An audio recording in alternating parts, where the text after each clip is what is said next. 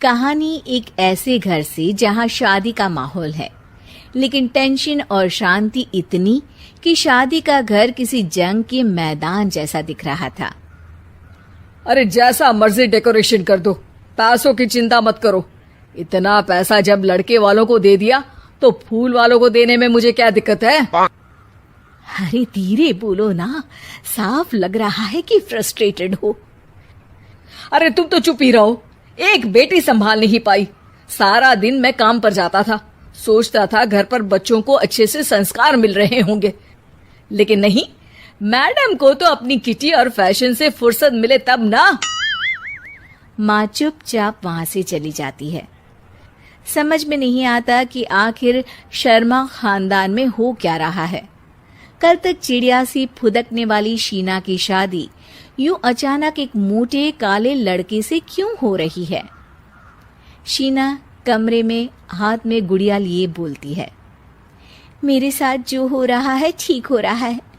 तुम तो सब जानती हो, साहिल मेरे लिए भगवान है। अब जब वो ही नहीं मिला तो फिर कोई भी हो, जिंदगी ही तो जीनी है, जी लेंगे। बाहर शीना की बुआ किसी से बात करती है। अरे मोटा नहीं, उसे तो खाते पीते घर का कहते हैं। अब ओबेरॉय का नाम भी किसी को बताने वाली बात है। उनका इकलौता लड़का तो करोड़ों की सामी तो है ही। अरे हमारी शीना बिटिया तो रानी बनेगी, रानी। इन सब के बीच कहीं कोने पर शीना हाथ में मेहंदी सजाए बैठी थी और आंखों में आंसू सजाए। और वो समय भी आ जाता है जब शीना मंडप के नीचे हाथ में वरमाला लिए खड़ी होती है, लेकिन तभी अफरा तफरी मच जाती है। कोई कहता है, अरे लड़के की माँ को हार्ट अटैक आ गया। अरे अच्छी खासी थी, कैसे हो गया? अरे कहते हैं ना, किसी किसी लड़की के पैर अच्छे नहीं होते, हो सकता है कि मनहूस है ये लड़की। शीना पास खड़ी सब सुन रही थी। फिर शीना अपने कमरे में आ जाती है। शादी ये कहकर नहीं होती कि लड़की मनहूस है। अब लगातार शीना के लिए लड़के देखने आते, लेकिन आस पड़ोस या किसी के कहने पर शादी हर बार टूट जाती। लेकिन एक दिन, अंकल, मैं काफी दिनों से आपसे मिलने की कोशिश कर रहा था, लेकिन हिम्मत नहीं हो पा रही थी। अरे बेटा, हिम्मत तो हमारी टूटी पड़ी है। वैसे कौन हो तुम? अब मेरा नाम साहिल है अंकल। मैं शीना से प्यार करता हूँ और उसी से शादी करना चाहता हूँ। अरे अब तो किस जात के हो ये भी मायने नहीं रखता। बेटा, मेरी बेटी मनहूस है। ये सब कहते हैं कि इसीलिए उसकी शादी नहीं हो पा रही। अगर तुम शादी करने को तैयार हो तो ठीक है।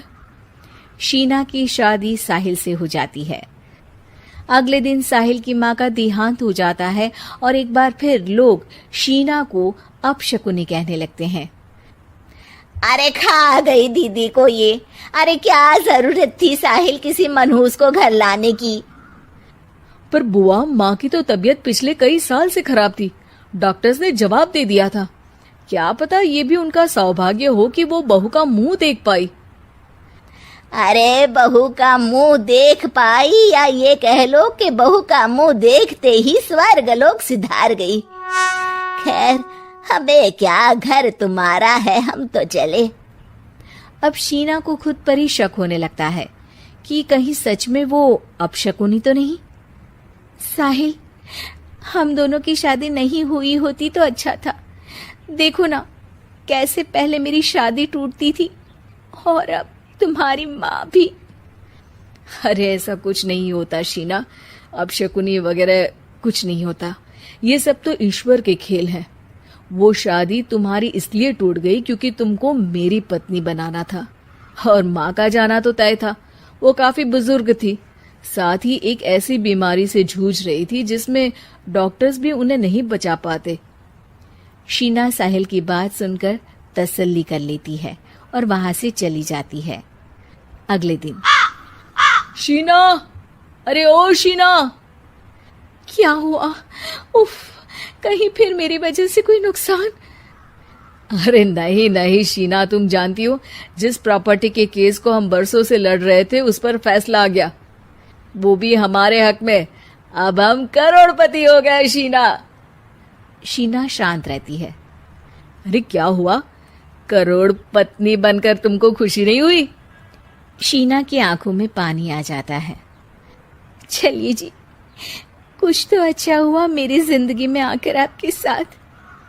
साहिल शीना को गले लगाकर कहता है, मेरी नई नौकरी भी तुम्हारे ही आने से लगी, ये प्रॉपर्टी का केस जीता, सब कुछ तो तुम्हारे आने के बाद ही हुआ, फिर तुम मनहूस कैसे? ये सुनकर शीना खुश हो जाती है।